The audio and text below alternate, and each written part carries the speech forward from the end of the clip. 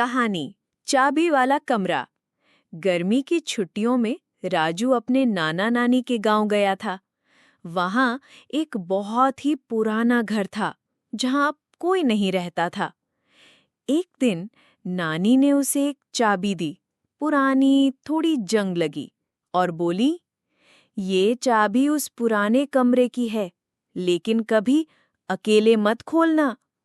राजू ने हैरानी से पूछा, क्यों? नानी मुस्कुराई और बोली, क्योंकि हर चाबी कुछ न कुछ छुपाती है। बस वही बात राजू के दिल में बैठ गई, और फिर अगली दोपहर, जब सब दोपहर की नींद में थे, राजू चुपचाप उस चाबी को लेकर पुराने घर की ओर गया।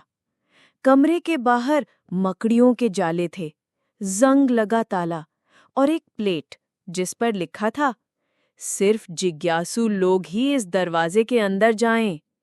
राजू ने चाबी घुमाई, चिर्र। दरवाजा धीरे धीरे खुलने लगा। अंदर घुप अंधेरा था, लेकिन जैसे ही राजू ने पहला कदम रखा, दीवारों पर लाइट्स अपने आप जल उठीं। कमरे में पुरानी चीजें थीं, एक रेडियो, किताबें, एक घड़ी और एक पुराना डेस्क। डेस्क पर लिखा था, रहस्य खोजने वालों, पहले पहेली सुलझाओ। तभी रेडियो अपने आप चालू हो गया। रेडियो से आवाज आई, 4 टांगे हैं पर जानवर नहीं हूं, बताओ मैं क्या हूं? राजू सोच में पड़ गया। 4 टांगों वाला मगर जानवर नहीं। तभी उसकी नजर पड़ी एक पुरानी कुर्सी पर।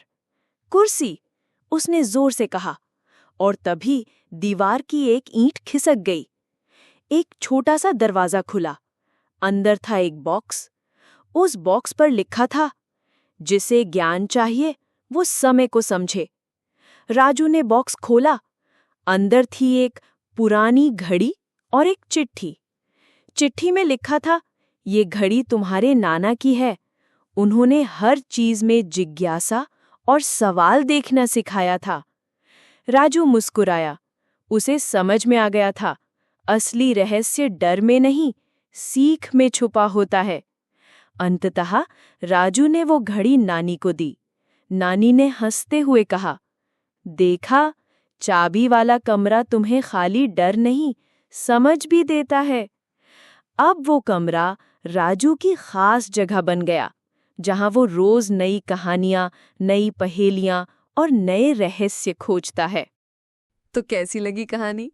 लाइक करके बताओ और शेयर करो, जिससे मुस्कान फैले चारों ओर। और सब्सक्राइब करके जुड़ जाओ हमारे कहानियों भरे सफर में। मिलते हैं अगली कहानी में।